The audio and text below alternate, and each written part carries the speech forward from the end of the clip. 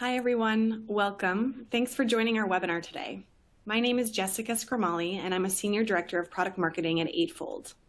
Eightfold delivers a talent intelligence platform powered by purpose-built, deep learning artificial intelligence technology that helps organizations attract, develop, and retain talent. I am super excited to be joined today by Denise Moulton and Matt Darrance at Deloitte, along with Josh Bellis, who is a global recruitment and DE&I strategist, currently working at PTC and also a faculty member at Columbia University. Our topic today is all around culture, the role of subcultures in creating that macro company culture, and how all of these pieces fit together to create a more inclusive environment where employees can grow and develop and businesses can thrive. A little bit of housekeeping before we jump in. If you have any questions during the presentation, please type them into the Ask a Question box, and we'll cover them at the end of the presentation. So we'll kick it off with brief intros, and Denise, I'll hand it over to you first. Thanks so much, Jess, and thank you everyone for joining us today. Like Jess mentioned, my name is Denise Moulton, and I am just so excited to be here with you all today to talk about a topic that is very near and dear to my heart, and as I'm sure it is to Matt and Josh's as well. Just a little bit about me. I am a human capital insights leader with Deloitte, and I look after talent and workforce research, as well as share responsibilities around our culture research with my colleague, Matt. Did you want to go ahead and introduce yourself briefly, Matt? Yeah, thanks, Denise. Hi, everyone. My name is Matt Darrance. I am a lead analyst here within research and sensing at Deloitte. My area of expertise is around workforce experience and engagement, and I come from a long tenure and background around both of those topics. So very excited to be talking with you all today about culture. Josh, would you like to introduce yourself? Yeah, absolutely. As Jess said, Josh Bellis, I spent the last 15 or so years between the talent acquisition space, talent management, and also a few roles within the business at a couple of public companies as well as the startup space. So kind of used to dealing with sort of the small and the larger issues. So really excited to join everyone today. Back to Denise. Yeah, that's great. Jess, did you want to go to the next slide really quick? Great, thank you so much. So we're not going to read all this stuff on the slide. You guys can all take that in. But when it comes down to it, when you enable your workers to unleash their limitless potential, their innovation, motivation, their engagement, all in performance, that's all makes it all possible when you tap into your workers in a different way. But organizations today really must be mindful and deliberate in their actions to realize the force of humans at work. So we're going to talk about a lot of those things today, and you're probably going to think at some points that we're an echo chamber. We keep saying, put humans at the center, enable performance. Well, that's true, because these things, although on the surface, they seem so natural and so regular, but organizations continue to struggle. So we need to be very intentional. So again, just really quickly, our agenda today is as follows. We're going to explore current threats to company culture in this new crazy world of work that we're all stuck in right now. We're going to understand the influence of subcultures in the future workplace, which that's really super cool. We're going to examine how technology can actually enable workers with equal access and development opportunities. And of course, we're going to delve into how traditional talent programs, are no longer enough in the hybrid workforce. So Jess, if you'd go to the next slide. Thank you. So let's just set some context for all of you. So I'm sure that I do not have to convince any of you that the world around us is rapidly changing. And, there's a lot of dynamic forces of change, and they're converging from multiple horizons. We've got technology and AI, automation, social issues, geopolitical, economic issues, everything.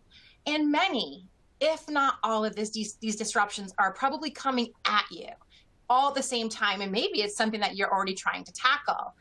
But I think before we get started, it's really important to set some context so we can understand the world we're operating in and understand the most significant disruptors that may be keeping you up at night. I'll go through a few of the things on this slide. I'm not going to go through them all in depth because you probably understand what they are just by looking at them on the surface. But let's just talk about technology, because it is everywhere and its adoption is exponential. Yet some organizations tell us they're struggling. They want to keep up with technology and they want to use tech for an advantage. They just don't know how to. And then there's all this data that's created largely by the technology. But if you think about it, in the last 2 years, 10 times more data has been generated than what was available in the entire history of mankind. Me as a former TA leader, we used to have tons of data. I never knew what to do with it, and I still probably wouldn't. So that's a big consideration. It's disrupting our processes. And you think about it, as a result of all the technology and the data, there's jobs. They're very vulnerable. They're vulnerable to automation. But all of these great new technologies are actually creating new opportunities as well. So how do we draw that connection between the skills you have today and the skills you need tomorrow? So that's another thing that organizations are grappling with. You all know this. And of course, there's a huge explosion in contingent work or gig work, and I expect that number is going to continue to grow. And of course, the final thing, I really should, I hated putting it on the slide, but we're in a pandemic, right? And it's forced all of us to look at just about everything that we do in terms of how we work and how we connect with each other day in and day out. That is so much change. That is so much disruption. But change and disruption aren't bad. It just means a lot of opportunities at our fingertips. How do we use them? How do we get there? And so with all of that as a backdrop, Matt is going to take us through what this means for the future of the HR function. And remember, it's not just about HR. Matt? Yeah, thanks, Denise. And Jess, can we go to the next slide, please? So, Denise, the talking points that you had, they're really hit home. We've heard it from our members and our clients. There's so much going on right now, and it's more and more of a challenge to lead through all of these competing needs that organizations are facing today. But even before the pandemic, we saw leaders really recognizing the increasing amount of change that was already going around them. Based on a recent global human capital trends report, we saw that 8 out of 10 respondents really felt that leaders face new requirements in work to begin with. And this is being driven by changes to a lot of things that you just talked about, right? Technology, demographics, the pace of change. It's getting fast. And foremost among all of those new requirements for 21st century leadership was really having this ability to lead through complexity and ambiguity. And this is really where HR comes in. More than ever, HR has the opportunity to be an indispensable driver of change across the organization by really helping to cultivate the right type of role for leadership and being intentional about work, the workplace, and the workforce. But before HR, even as a function, can deliver against this sort of lofty aspiration, it must first reinvent itself. We as HR professionals need to shed those traditional roles of guardians of policy and process, which have mainly been focused on mitigating risks, and really embrace a new role, one that's acting as an indispensable agent of change. Simply put, if we as HR leaders are asking other leaders across the rest of the organization to change, we must also take a good look in the mirror and change ourselves to be a model of that change before we can really be a driver for the rest of the organization. So for HR leaders, truly driving change is about doing more than simply adopting the latest best practice or, maybe putting too much focus on a list of comparative benchmarks. In the times that we're in right now, of all of this constant innovation and disruption, those traditional ways of doing things is simply not enough. HR leaders must pioneer change instead of merely trying to keep up with it. And they can do this by providing the vision of the organization and empowering the workforce to help drive those changes. Josh, you may have seen some of this come to life within PTC. How does that resonate with you, with HR really being a pioneer of change instead of just trying to keep up with it? Yeah, it resonates a lot. I think that is the reality, right? And it's been a reality over the last 10 years. Organizations are starting to see that HR actually has real impact, and the data that HR has access to can really help drive the business results at the end of the day. So in simple things, even in talent acquisition right now, it's just we're the business is saying, I need to hire 100 people. And we're like, okay, great. And they're saying, we want to hire it at this amount and in this location. And we're just bringing the data to them saying that's not possible. And here's why. And so I think it's really important that, I tell my team all the time, we're not order takers. We don't just take the orders of the organization and we go out and then we fill them. We're a strategic partner. And so even in the last year, we've seen a huge change in the way that the business comes to us. Now they're coming to us and they're saying, hey, I'm thinking about this role that I want, and now we're having a conversation before the requisition opens. So yeah, spot on. Yeah, no, I love that. And thinking about the role of HR and what you can control and what you can. And this brings up something that's a nice teaser into the next slide, which is really, does this change mean that HR has all of the keys to the kingdom entirely? And where does that change actually begin? And how does culture fit into that? In order to get, actually go back one, Jess, there we go. To get a snapshot of current thinking and understand what is really top of mind for organizations when they consider something like culture change, we actually leveraged our sensing network to help provide some perspective on the topic. For those of you who may not be familiar with our sensing, we leverage a crowdsourced capability that's continuously focused on developing insights to help organizations better understand things just like this, these disruptions, what's causing them, how are leaders making smart and actionable decisions around them. We pulled some of the most common themes from this exercise that we ran through and compiled a small set of examples, which really helped to build on some of this thinking about how organizations are approaching culture change today. And the reality is that there's a lot for organizations to unpack in these notions of what culture is, who is involved, and showing that need for a clear understanding of how culture really evolves from these daily actions and perceptions of actions to the influence on that overarching culture from individuals themselves. So a few key points here that I want to call out in this slide. First, reinforcing some of what I think we all know, but maybe aren't really sure how to articulate it. Leaders are absolutely a significant influencer of culture change, but it's not just formal leaders. It's informal leaders who also can set the tone for behavior. This speaks to the idea that the ability to change culture doesn't necessarily follow a flow chart. It's not hierarchical. It's shaped by individuals with various types of influence across different levels and teams. So beginning to establish who those informal leaders are and who they interact with as part of their network is a key consideration for how you go about evolving those levels of culture within the organization. Second, it's not just about setting that tone, but understanding where the organization is with change generally. I think the quote on the right-hand side really talks about that when it speaks to this notion of rebuilding what has been lost. Being able to find common ground as a place to start in the face of all of this constant disruption can be one of the first steps taken by an organization to approach culture change.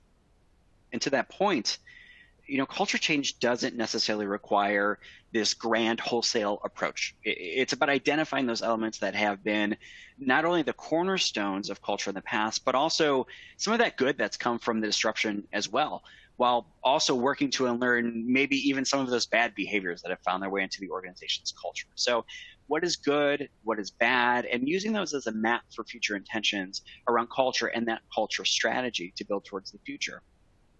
And last, on this slide, culture change is not a set it and forget it type of event.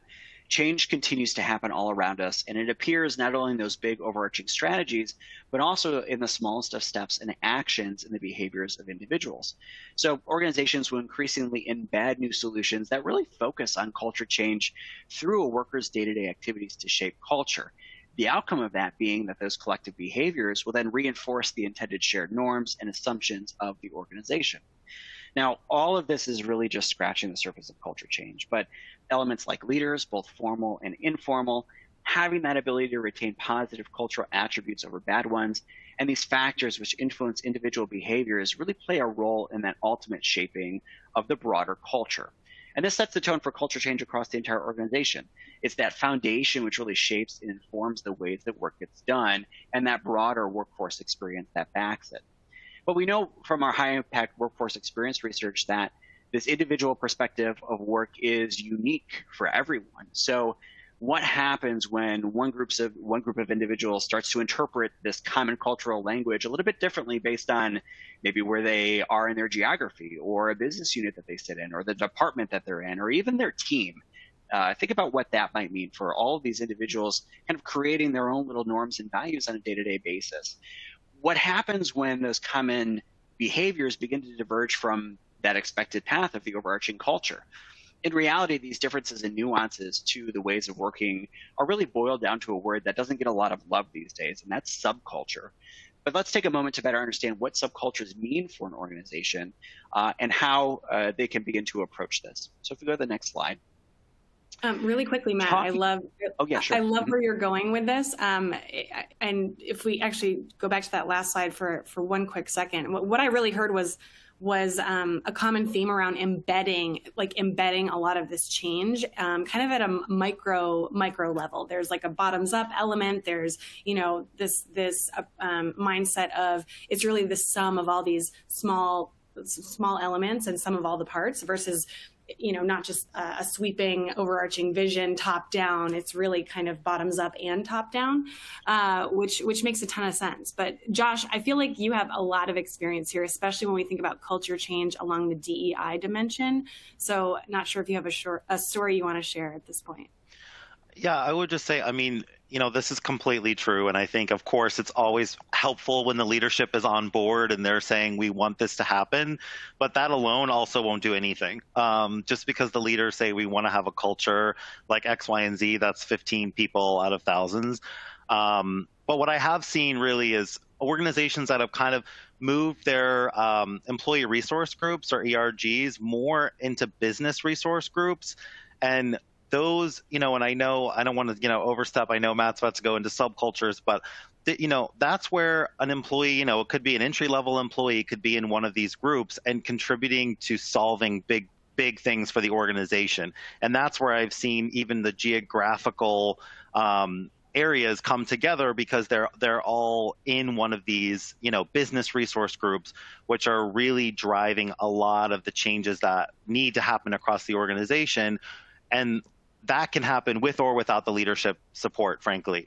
So like I said, it's always easier with the leadership support, but sometimes some of those organizations can come up with a big solution and that gets the leadership's attention. And now they're like, oh, I didn't realize that, this DEI, what I thought was a fluff project, is really something that can help us advance our culture and ultimately the bottom line.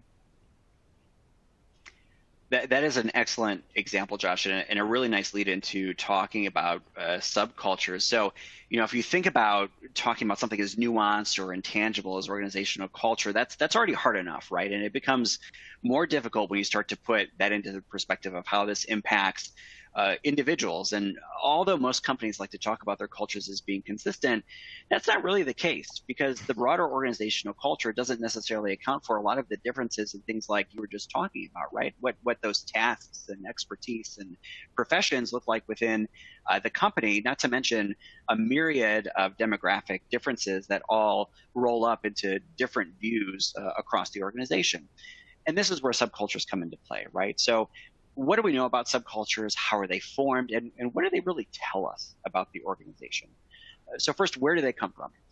Generally, subcultures are shaped by things like organization design, demographic segments, and other attributes of an organization which provide really that unique lens for workers to frame beliefs, values, and behaviors against. Organizations should be aware of subcultures that exist across the organization, and each will have some varying degree of meaning and influence based on what they stand behind.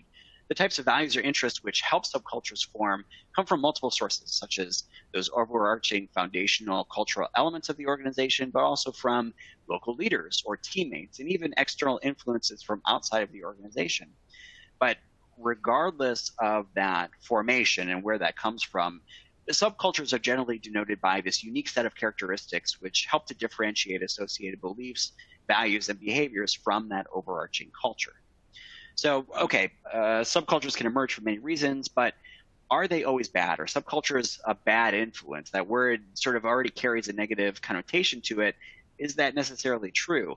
And that's a little bit of a loaded question. It is true that subcultures can form distinctive localized values and behaviors, which in some cases may not reflect the intentions of the broader cultural values or beliefs. But subculture does not always necessarily mean counterculture. While organizations tend to focus on potentially negative influences, subcultures can also have a broader diversity of thought and support different perspectives without weakening that overall culture. In fact, we've actually seen a healthy amount of research suggest that subcultures can directly influence those senses of shared purpose and cohesion, or in the least moderate workforce outcomes like satisfaction and commitment. So the bottom line being there that subculture formation can certainly be a positive towards the overarching culture, notably when workers are empowered to take actions that are still aligned to the foundation cultural elements. And that's where I think the example you gave, Josh, really has a lot of power to it. Those are things that are super important for those groups of individuals, and being empowered to take action around that is an important influence when you think about the formation of subcultures throughout the organization. But this also doesn't speak to some of the friction that can arise from that overarching culture and individual subcultures. And this leads to a potential rise for challenges when some behaviors, values, and beliefs that have been legitimized over time by a collected group of individuals are suddenly deemed to be out of sync with the organization's culture or in direct conflict with another subculture. The resulting outcome could lead to individuals feeling sidelined or simply being shut down by organizational leadership. And that completely demolishes that sense of purpose that we just talked about as being now essentially delegitimized. So what should organizations really pay attention to when thinking about subcultures? The emphasis here is really around outcomes for both work and the workforce. They can maintain an eye on sudden shifts in behaviors, things like KPI reduction, or strain with local leaders as some leading indicators around the influence of subcultures. But perhaps more importantly, when looking through the lens of building resilience and empowerment, after identifying those existing subcultures, organizations can adapt strategies and intentions for the experience of work with an understanding of how these groups view and influence the collective culture, and really consider whether those traits can be brought into the wider framing of organizational culture. Again, harkening back to that example, how does what's happening in a localized area, how can that positively impact the overarching culture? So I know that you already talked about this a little bit, Josh, but anything from talking about that development of subcultures and maybe adding a little bit more flavor to your comments earlier, what else might you say about that in the presence of subcultures within maybe PTC or other organizations? Yeah, I would say, it's so important. And, of course, right now, like, talent acquisition is very much on the front of my mind. So sorry if I'm overboard on the talent acquisition piece, but I can teach my team to sell working at PTC all day long. I can take our benefits and I can turn that into a great story, and I can, do that all day long. But once people get in here, that's when they get into these different groups, and that those subcultures start impacting. And if we don't know what's happening with them, then all those people leave. And so now I'm I'm backfilling the roles I just filled. I'm backfilling the normal attrition. And so I do think it's really important to, you're not always going to be able to control all of that, but it is important to understand that those subcultures do exist. And I think it is important to understand the negative ones as well, and why those people feel that way, I think, is very important. And that's where I think HR business partners, talent management, all the other parts of HR, we all have to work together to understand that. It doesn't mean that all of those things are going to be addressed immediately, but we do need to understand why those subcultures exist, because there is a reason, And I know a lot of leaders like to just say, oh, well, those are just the negative people, and we're just going to like railroad past those people. That's not maybe the best way to do it. And I think sometimes, when these employee resource, these business resource groups are empowered and they're listened to and they're given budget. It doesn't even have to be a lot of budget. But I think sometimes what happens is these groups form, and then everything that they bring to leadership goes nowhere. Then that's when a lot of these other like more negative subcultures start to happen. So it's not about necessarily taking action immediately. I think most people, they want to be heard and they want to start seeing small steps, even if they're baby steps. But I think what happens, a lot of leaders come in and they want to make these big sweeping changes, and then they get the budget, and then they're like, we're not going to tell everyone like what's really happening. But employees always see through it every time. So it's better to just be transparent and say, look, this is how much money we actually have, and this is, we have to stick with that, and next year we'll push to get a little bit further down the road. But I think that's what happens is, it's like we promise everything, and then the leadership lets people down, and then you start seeing, then you start getting the negative. So it's tough, and honestly, sadly, I've seen that happen at multiple companies I've been at. It's just, we're over promising and under delivering, and it's better just to be honest and just say what happened, because then people can understand and they can move on, and then it's less negative. Yeah, and Denise, I know that you want to share a little bit more coming up. I'll just wrap up this slide by saying, that what you're calling out there, Josh, and this sort of continuous interaction between what's happening in the overall culture and different subcultures really does start to provide a bit of a litmus test for the ability of an organization to adapt and even really recognize the need for change at some pretty foundational level. So that was a great example. But Denise, I know you want to start to talk about the workforce and the workplace. So let's keep going. Yeah, no, Jess, if you go to the next slide, please. Actually, it was a really good, really good segue to how organizations really need to think differently. And between Josh and what Josh and Matt just shared, that's a ton to chew on. Like that, I mean, I'm sitting there, even though I know this story, I've researched this story, every time I hear it, I'm like, no wonder why organizations are saying, what's next? How do we do this? Where's the roadmap? This is confusing. We're challenged, but that's okay. But organizations really must move beyond managing talent to systemically and simultaneously synchronizing the workforce, and the workplace. And that was a really long sentence, and it feels a little high level to me on the surface. So what I wanted to do is kind of go a little bit deeper and just unpack some of that. So this part is simple. It's what people do every day. It's what I do every day. It's what you do every day. And that's normal. We got that. But the workforce is really more than you'd expect. It's actually who's doing the work, and all of their different skills and capabilities that they're using to get work done. And of course, the last piece is the workplace. And that's actually simple too. It's the physical, digital, hybrid environment where work is done. But these three things are evolving quickly. And with new technologies in play and all of the disruptive competition emerging, which we talked about that earlier, organizations are redesigning, they're reinventing everything there is to do with work and workplace and workforce. In changing workforce needs and all these emerging alternative workforce options require new talent models and new approaches. And this is what we've been talking about. Is how do we do things differently? How do we really rewire ourselves to think differently and act differently? But organizations, unfortunately, often address these three W's, the work, workforce, and workplace, in isolation, without much consideration for the system they comprise. So to what Josh was just saying, you can sit there and say all you're going to do, but if you're not acting and doing it every day, it's just words on a wall. It's say it and live it and breathe it, or don't say it at all. But, our research actually shows, we're researchers, so it shows that high performing organizations are actually addressing the workforce and the workplace as interrelated elements. They're not looking at them as silos or as a sequence that follow each other. But these three elements, they require that integration Matt was speaking about, and so do the functions that manage them. So it's a matter of, the title of this session is Hey HR. Well, HR is comprised of a lot of different piece parts and a lot of different functions that have to work together in concert as a symphony, or synchronization cannot be accomplished. It takes an approach that is enabled, though, by analytics and by technology, into what we've been saying all along, with leadership and collaboration from the business and from HR. And only when organizations address these challenges with shared accountability and full ownership, some of the results they achieve are so much better, and the outcomes they'll drive are for the organization. They're not for the HR function or for the finance group. They're for the organization and its workers.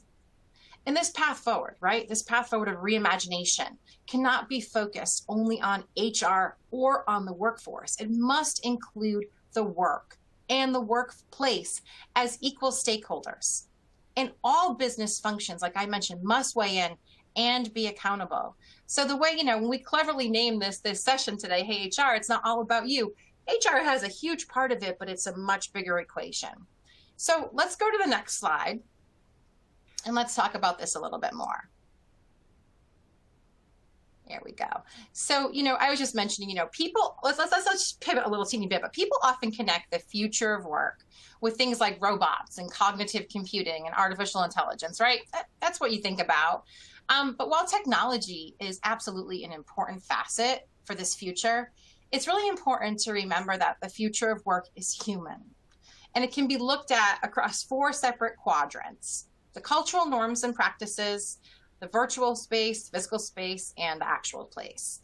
So it's all on the slide, and it's a little confusing, a little abstract, but we found that the forward-looking organizations that seek to create new value in the future, they're rethinking what work needs to be done, what actually has to be done to achieve certain outcomes. And in fact, we did say that, our high-performing organizations that we researched in that high impact study Matt mentioned earlier are fundamentally rethinking the way work is done. And what they're doing with that is they're actually putting humans back at the center, which means involving them in critical aspects of synchronizing the work in the workplace. So if you think about it, when the pandemic hit, all of a sudden everyone had to change the way they were working, and perhaps you were jumping into virtual calls, perhaps you're working more in teams, perhaps your actual job itself had changed, and that all kind of happened because it had to. We're going to talk about that a little bit later. But Josh, when you think about how organizations can really put humans at the center of work, can you share some examples from your experience where you really saw that coming into play?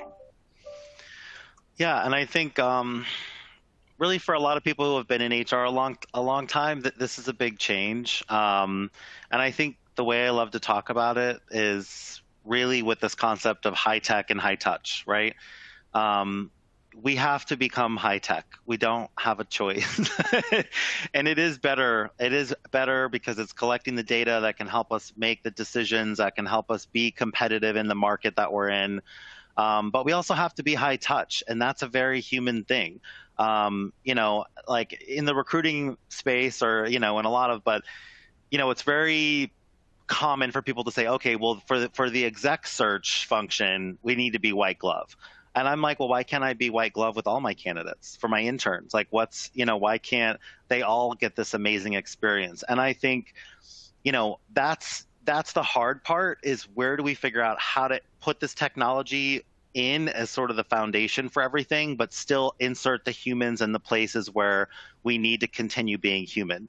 And so, in one time in my career, I worked for a startup company that, they looked at a lot of video interviewing tools, and they were like, well, we don't, we're hearing that a lot of places don't really like that. So how can we create something different that puts the human, back in that process, but uses technology to still help the screening?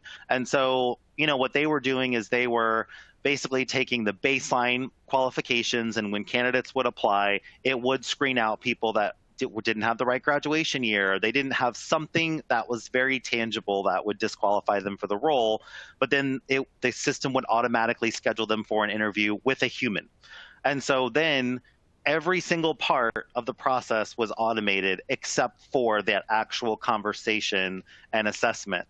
And so I think the more that we can start doing that, and I think really, like, I zoom in on the cultural norms and practices of this whole slide as just the core. You have to know what those core attributes are. You have to understand what the skills of the future are for your organization in order to figure out what technology is going to make the most sense to help you move those goals and those practices forward.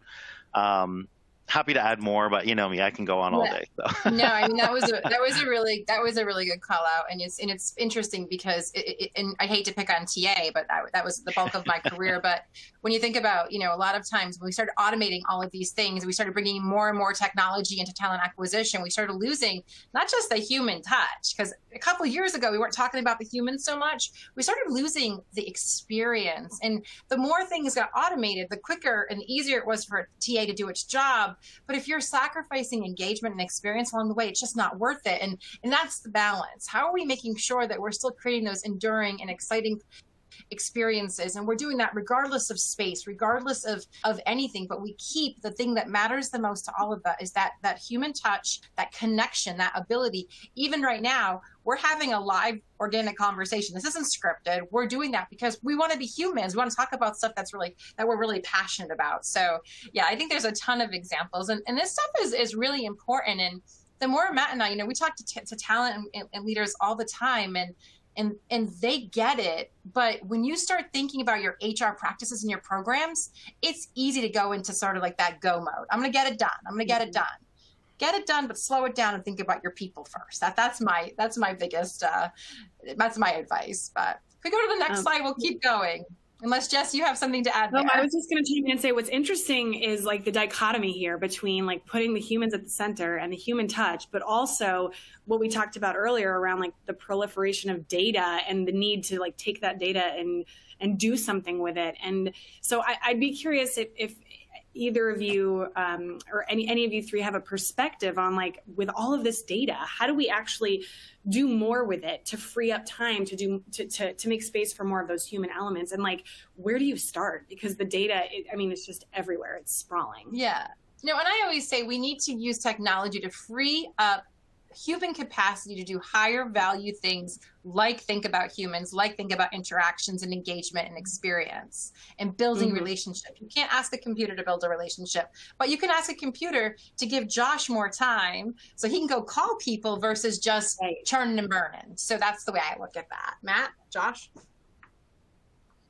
I always have something to add. I would say, and there's a lot of different technology that does this, right? I mean, I happen to be using Eightfold for PTC, but like, for instance, there's certain things that I can't look at, right? As a recruiter or someone managing a recruiting team, when it comes to diversity, I can't go in and look at a specific candidate's profile to see to make a decision about a candidate. But I do need to be able to see in my recruiting funnel where we're at, how we're moving different people through the pipeline to help me understand, okay, do I have the right recruiting partners that I'm sourcing from, right? Because this company told me that they will help bring diverse candidates into my company, but are we actually hiring those people? And I need to know, I need that data in order to help me make the right human decisions in order to move the needle on all of those diversity fronts as well. Yeah, and the only other piece that I would add there to all of that, and maybe widen the scope from data to information generally. Denise, you and I are in the business of developing insights, and having the right information to make informed decisions is part and parcel with everything that organizations are challenged with today. So I believe that might be a nice little lead in for your next slide, but I'll pause there and let you go. Yeah, no, absolutely. You can go to the next slide, Jeff. We're famous for the pivot, right? So, as we think about putting humans at the center, that means that, again, we need to be much more intentional. And all of those top-down command and control mandates around culture change or change in general will likely continue to be met with resistance from workers. Workers don't want that anymore. They want to have an equal stake in absolutely everything. And think about it. Let's talk about culture for a second. It was not put on hold when we all left the physical office, right? It was tested and it morphed in many, many different directions. And this overnight shift to remote work was a rapid and very unique change agent for corporate cultures that are notoriously slow to change. So culture change really requires persistence and focus. Now, as I said, and as I've been saying, we need to be intentional about incorporating your unique culture, incorporating into your culture all of those things that make you special, that make you unique. And sometimes it's those invisible elements that were a key to your success and a key to how you connected in the past. And we need to remember to safeguard all of those things. So pre-pandemic, there were things about your culture that probably worked really, really well. And there were things about your culture that weren't so great. Well, now we have this really unique time to kind of take an inventory and to take stock of, here's what we loved about our culture, let's keep it. Here's what stunk, let's toss it. And let's really figure out how we can support the new values and new beliefs and new connections that we now have access to across the workforce, and use that to build this next great generation of culture for your organization. But really, what does that mean? So Matt and I mentioned that we are co-owners of Culture Research here with Research and Sensing, part of Deloitte Consulting. And we've been on a very long journey to understand kind of what helps trigger or influence and drive culture change. And this is what we found. So technology and culture actually have a bidirectional relationship of influence. So we've talked a lot about rapidly evolving business contexts and new work models and how this is requiring a new approach to both the workforce and the workplace. So it also involves significant behavior change from leadership and HR professionals to drive outcomes related to well-being. This is all new outcomes: well-being, belonging, more transparency, and transformation. So all of this is challenging HR, it's challenging the business owners, it's challenging the workers. But this, on top of all of that, this increasing virtualization of the workplace actually highlights the need for both behavioral and technology solutions that help shape culture to achieve all of those new outcomes. So basically what that means is, in this virtual world, let's make sure we equip our workers, equip our business leaders to use technology, and then use that technology to show that we're committed to changing the culture, and we're committed to coming together as a new world of work together. But, change is continuous, right? And it's evolutionary. It needs to be addressed intentionally. And organizations that embrace that notion versus having a change management strategy, really embrace the notion of continuous change, will be better prepared for change and disruption that are increasingly part of our norm.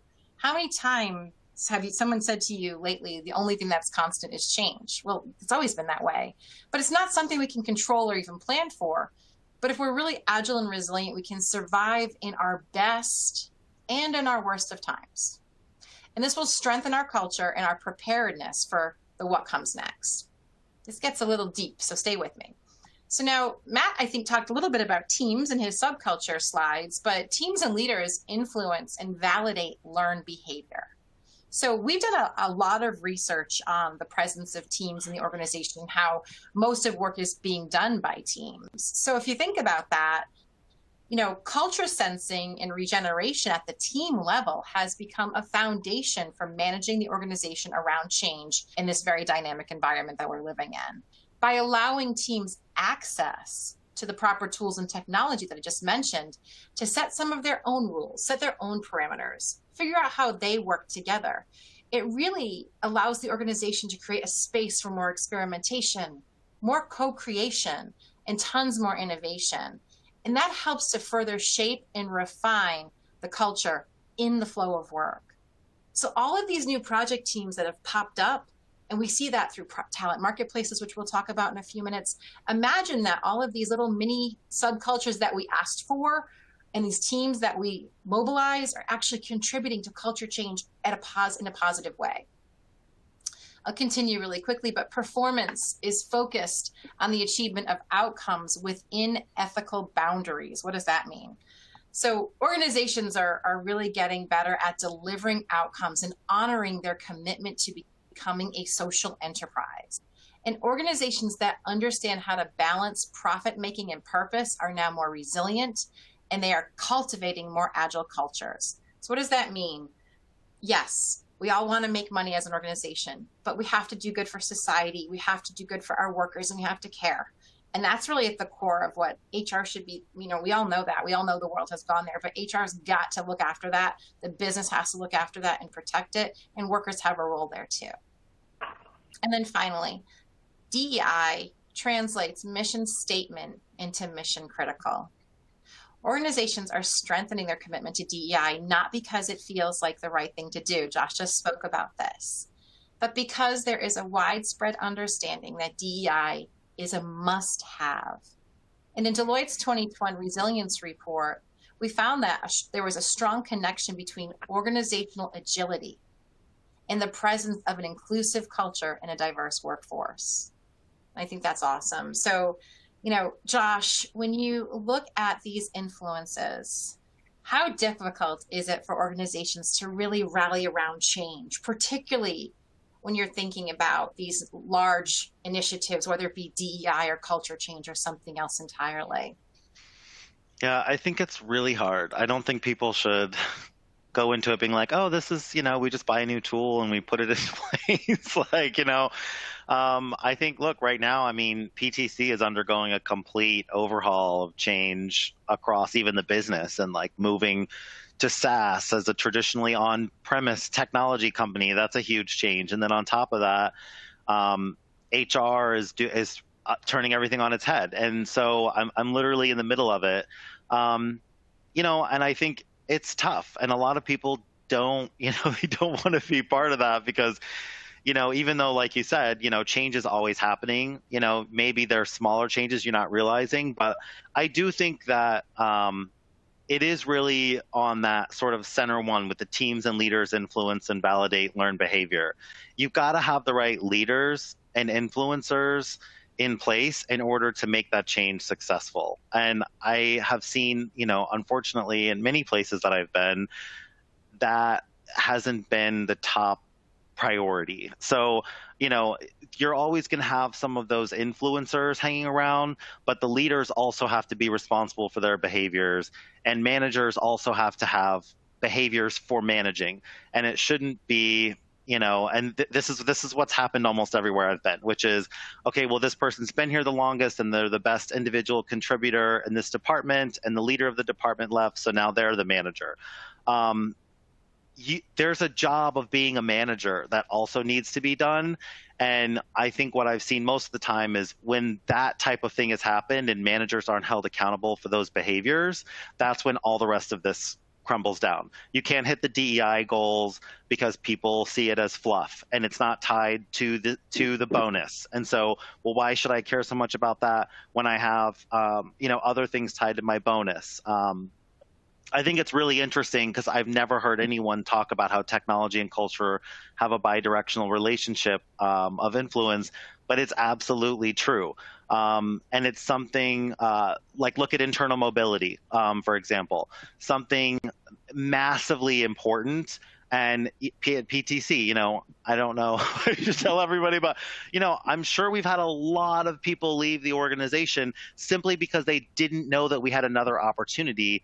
And without the right data, I can't go after people who might be a flight risk and say, hey, you've been doing the same role for 8 years and you're awesome and you're a top contributor. Like, maybe you should consider moving to this group because you have these overlapping skills.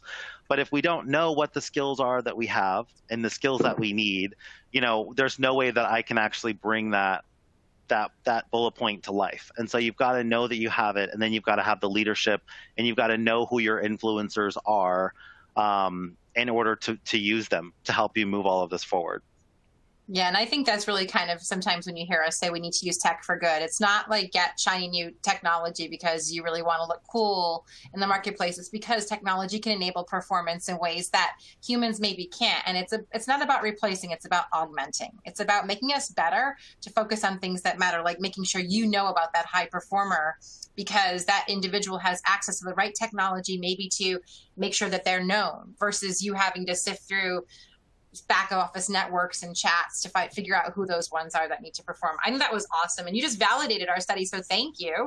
Matt, Anytime. do you want to go into the next slides and kind of talk about kind of that secret sauce of culture? Yeah, let's move along. So, but I think that the last point that you made is really relevant in terms of augmenting culture itself. If you think about what it means to activate a desired culture, that's pretty challenging, right? It requires a lot more than change management and communication. Leaders really need to look at all of those organizational levers that they can pull holistically and identify opportunities that give them quick wins and to build some momentum with teams who are willing to change. One of the biggest questions we get today is around creating culture in a hybrid environment. But if we took a step back and really wondered, what if everyone, leaders and individuals alike, really understood where their culture is and where they wanted it to go, what would they say about trying to make culture work in that type of hybrid environment? And we would likely hear a lot around some of these topics like belonging, inequality, resilience, and trust. All of these elements that are at the heart of really any change strategy to begin with. And we've seen these topics appear in our trends reports, our high impact research, and other Deloitte studies that have come out over the past year.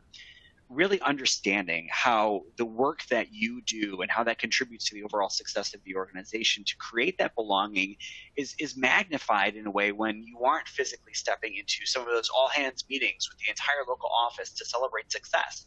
But in the same respect, the role of a manager who sits down one-on-one with individuals to talk about work and the roadblocks that they have, and does so with a lot of empathy towards workers as humans, not just task doers, it becomes a lot more relevant in that virtual setting.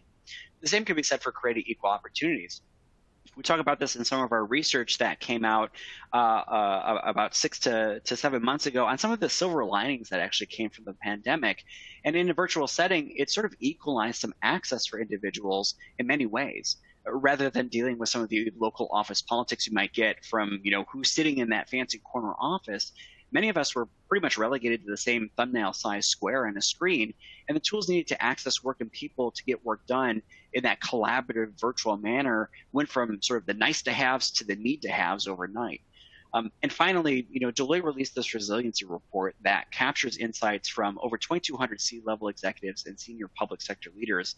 The study found that leaders who were actively taking steps prior to 2020 towards the future of work and really putting priorities into place around that balance of short and long-term goals and implementing flexible work arrangements and really preparing for change through some strategic planning really all scored significantly higher in their ability to nurture culture that is both resilient and agile. So this intentionality and planning that was done even pre-COVID when working arrangements were quote unquote normal, it's really proved to be valuable for working from anywhere, not just this dedicated space, and being applicable for that hybrid environment and building culture in that way. So while the pandemic has caused some long-lasting effects on many facets of work in negative ways, it's really also created a big opportunity for organizations to take those steps towards evolving work and culture.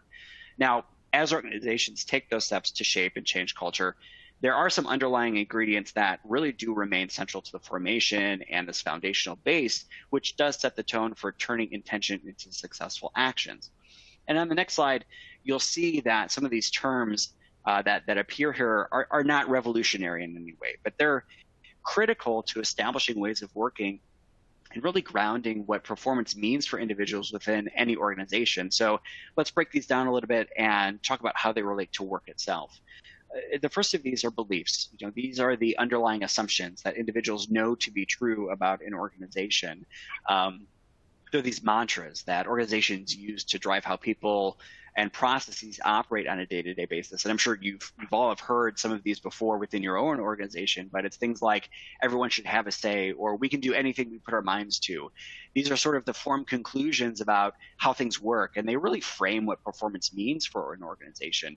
They're learned by workers as that sort of root of truth and signal the implicit expectations that are then lived out by workers themselves. But beliefs aren't created in a vacuum, and they're supported by both values and behaviors.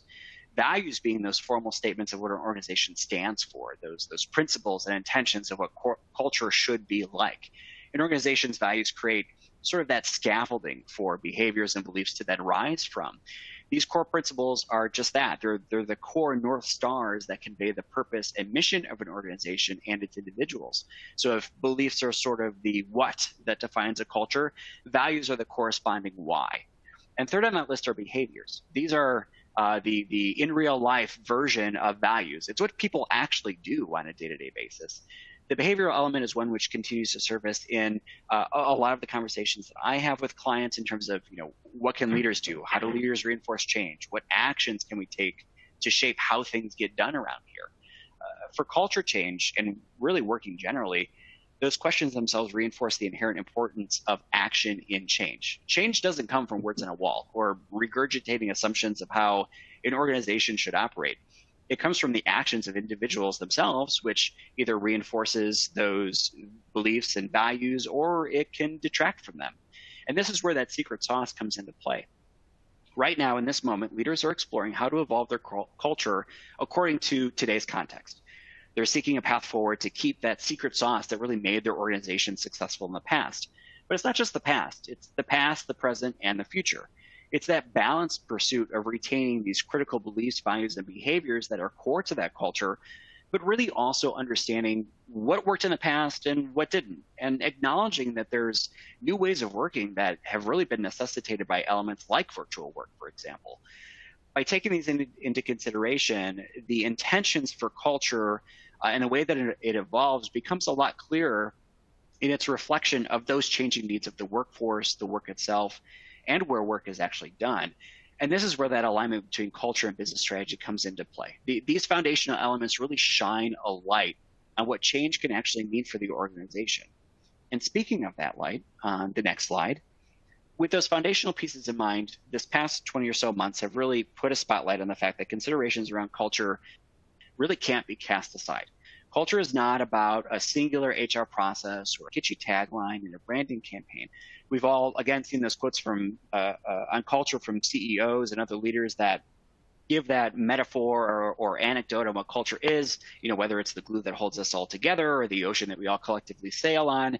They certainly offer a sense of importance around culture, but they're pretty ambiguous when it comes to how it all works. So as pithy or catchy as they are, they still fall short in terms of what it means to shape and actually guide culture in a tangible way. And in reality, culture is not this far off impersonal monolith. It lives in everything that gets done every single day. And just like those taglines, the view of culture which reflects change is only top-down and unidirectional aren't going to keep up with today's rapidly evolving business and work models. And we touched on this earlier, but we saw signs in our high-impact workforce architecture research that changes to the workforce, and the workplace incorporate both top-down and bottom-up approaches. So while leaders matter, the changes in the ways in which culture is shaped is more of that two-way street, and it really pulls from influences across the spectrum of the workforce. And I mentioned this before, but change is not static. It's always evolving, and these findings support that. The notion that any leader can simply put a lock on changes or the evolution around culture, or any change for that matter, is really misguided. And another element which Denise mentioned earlier is the shift in attention towards outcomes. As cultural strategies begin to place more attention in various areas, this growing focus around the collective actions that reinforce or nurture norms and values and rituals and artifacts, things like technology, to achieve the desired outcomes and maintain culture are going to happen at more of a behavioral level, not just reliance upon those stated beliefs and values. So this means considerations about what happens in elements like the day-to-day experience of workers are really likely going to impact how organizations maintain culture. Denise mentioned it before, that change happened overnight from working in an office to working in your family room, and some organizations were ready to make that change with greater speed than others were. Taking a wider lens, that day-to-day experience of workers in that moment really influenced culture, just as much culture shaped the assumptions and expectations workers had to begin with around those values, beliefs, and behaviors. That shaping and learning of those assumptions is actively part of culture change, and it really shares a cyclical relationship with the perceptions of day-to-day workforce experience. So in short, views on cultures and the way that work is done need to be adaptable and allow changes that account for workers and their views along with the views of leaders. But like Denise mentioned, this is challenging, this is hard stuff. So what do we really say at the end of the day about these approaches? And if we go to the next slide. That is actually awesome. Go ahead, Denise. Yeah, you know what it is? We have had such a great, robust conversation. I think we're just going to go right to the questions, because I see that we've got some really good questions in the chat. And I also just want to say that everyone who's on this webcast today, you have our contact information. You can follow up at any time. But Jess, or Callie, did you guys want to go through the questions and start doling them out, or you want me to start taking them? Yeah, so we had one come in from Darshell asking, how can companies mitigate the development of negative subcultures? I think Josh, you should take that one. Yeah, so I think the main point is to make sure that you're constantly asking your employees in confidential surveys and things like that, pulse surveys, that kind of thing. You should really be trying to understand what the feeling is in organizations, and also make sure that you address what is being done because of those surveys. I think a lot of companies take the surveys and they go into the black hole and we never hear back. But I think that's probably the main thing if you want to do it from a large level. Great. There was another question around what data do you typically see being used to drive positive change in leadership and culture? And I guess another follow-on to that would be like, how do you know you're being successful once you start executing? What are you measuring? What data are you using? Is this for me as well? I would say, I mean, I would say it is actually a lot of the same as the question before. I mean, it's a lot of the what's happening in the pulse surveys. How are we drilling down into individual teams, managers, business units, and really understanding, what's working and what's not from a culture standpoint. I think, there's a lot of other programs that I've seen developed, but I think if you just want like what data and like how are we driving it, it really should be, are we moving the needle forward or are we going backwards? And I think a lot of times we get caught up in like, well, it should be a 5% increase or a 10% increase. Yeah. When you first start, don't focus on that. Just focus on moving in the right direction and making sure that you're asking the same questions. I know we've got researchers on the call, but you're not going to be able to compare year over year if you keep changing the questions every year. You've really got to focus on, we asked this question last year, this exact question, and here's how we moved up, down, or whatever. And I think too, it comes to like constant sensing of what's happening in your workforce, across your organization, and in the external marketplace. Be aware of what's happening out there. Be aware of what the trends are, because if you can find out about something, so can your workers. So if you're not keeping your finger on the pulse of not just what's happening in your own organization, but what's happening in the broader, talent landscape, market landscape, you may end up falling behind. And to Josh's point, it can't just be tactics. It has to be sense with, intention. Think about what you're going to do and then act with intention. Don't just say, we think we heard this, so we're going to do that. Make sure there's a strategy and connect it to the long-term vision of your organization and to what matters most. Gosh, we can really burn through a conversation about this stuff in no time, guys. Yeah. Matt, anything to add about that? I know you have a ton of experience of workforce experience, so. Yeah, no, I think those are both really excellent points. The only thing I would add, and Josh, you mentioned this earlier, is about leadership accountability, right? How is that folded in? If you're trying to drive a culture of ethics or innovation or really any type of culture, how does that fit into how leaders are held accountable for doing that on an everyday basis? We saw that in our high impact workforce experience research that really shows that that's something that leaders, it's sort of baked into performance management in a way where they are held accountable for on a day-to-day basis, really following up and taking action around those things that matter to then drive those beliefs and those values that are part of the culture itself. Great. Thank you so much, Denise, Matt, and Josh, and thank you all for joining us today. As a reminder, this webinar is eligible for 1 SHRM credit, and you'll receive that activation code in the follow-up email from today's event. Thanks for joining, and we'll see you all again next time. Thanks, everyone. Thank you.